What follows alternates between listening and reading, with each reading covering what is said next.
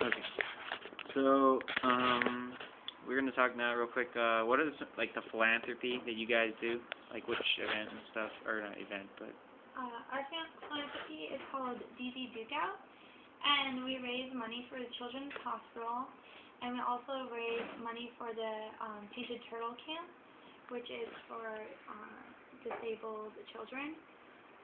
We have events throughout the whole entire weekend. We do tug of war, and we do the boys participate in flag football, and we have like an arts and crafts event as well. And pretty much all the fraternities have to pay money to be involved with it, and all that money goes to who we're supporting.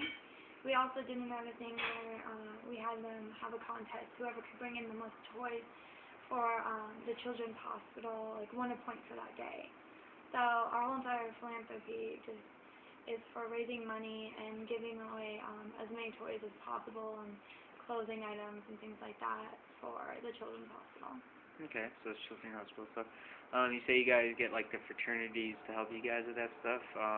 Is that like a regular thing? You guys are always working together? Yeah, the fraternities and the sororities work together a lot. We're involved in 2 of the fraternities' philanthropies each year, and then they all vote on which ones they're going to be involved for the sororities. And usually we have a really big turnout. We get a lot of support from the fraternities on campus. Okay. Outside of like philanthropy, how much like you guys interact on like fraternity sorority level? Like an official stuff. We have events where we invite a certain fraternity to go out. Maybe one year we did what was it? Like, it wasn't ice hockey, but you got on the ice with your tennis shoes, and they had a ball, and you got to hit around with a stick. And it's definitely a sober event, and it's just the one way that we get to meet other fraternities and make new friends. So we'll also do other things, like sometimes we'll cook dinner for the fraternities, or they'll come to our chapter meetings and serenade us with flowers and chocolate strawberries. So it's really nice. That sounds interesting. Alright, tell me some about Big and Littles. Big and Littles. Well, inside of the sisterhood and inside of the whole entire thing, everyone has a big sister, and they actually revealing this tonight for everyone, but your big sister kind of takes you in under her wing and teaches you more about your sorority.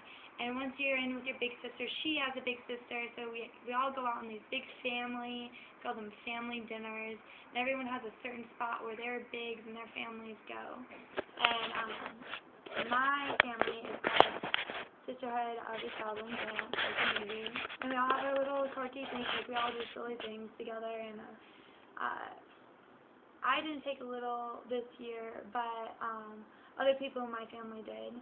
And pretty much when you take a little, you give them a huge basket of handed down T-shirts that we got throughout the years, which I gave a few away to my girlfriend to give to her little. They give you your DZ letters. They give you just all sorts of things, your candle, a bunch of like things that you're supposed to give to them. There's a list actually, but I can't really reveal that. So kind of inside stuff. Okay, you did say one, so I have to ask you about it. The candle? Well, what exactly is that? Well, we have a thing, I can tell you this. We have a thing called lamp lighting, and when your big gives you your candle, it's just for your lamp lighting, and we have 3 of them. One of them is usually in front of MU, or we'll go on top of the hill and have a lamp lighting. So. What does the lamp lighting exactly symbolize? Just us sisters coming together as one.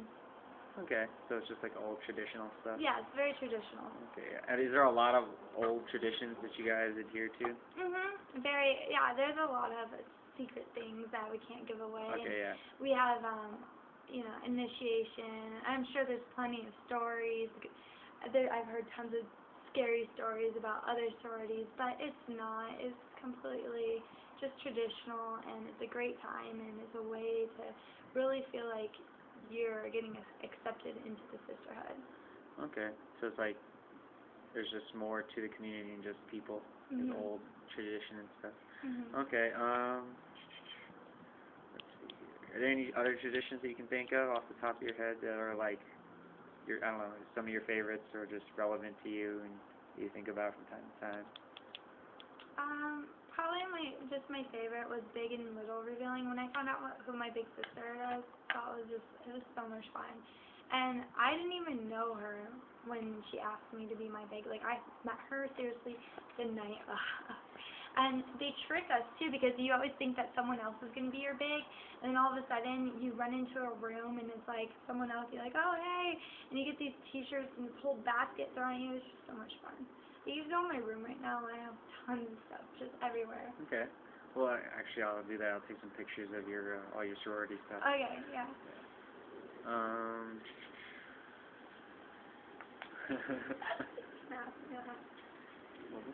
Mascot? Oh yeah.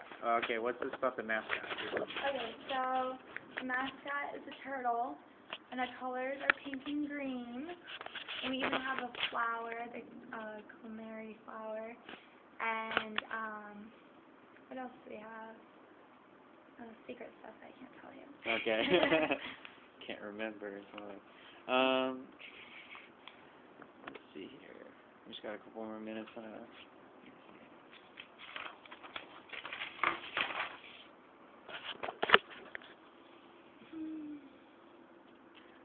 Okay.